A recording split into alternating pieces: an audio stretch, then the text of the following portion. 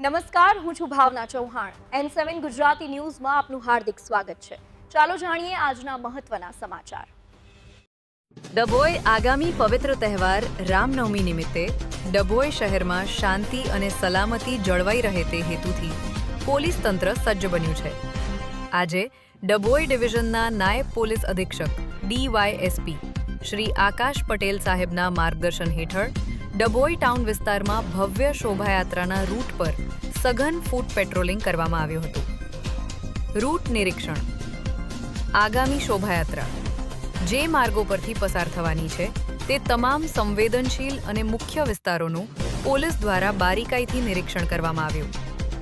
અધિકારીઓની ઉપસ્થિતિ.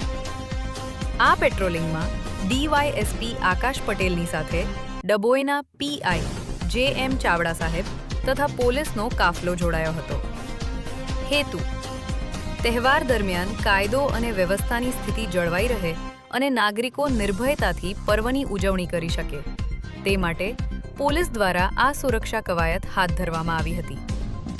લોકોમાં સુરક્ષાનો વિશ્વાસ જગાડવા અને તહેવારના માહોલમાં કોઈ અનિચ્છનીય બનાવ ન બને તે માટે પોલીસ સતત ખડેબગે છે. આ હતા અત્યાર સુધીના મહત્વના સમાચાર. તો આવા જ સમાચાર જોવા માટે જોડાયેલા રહો અમારી સાથે. નમસ્કાર.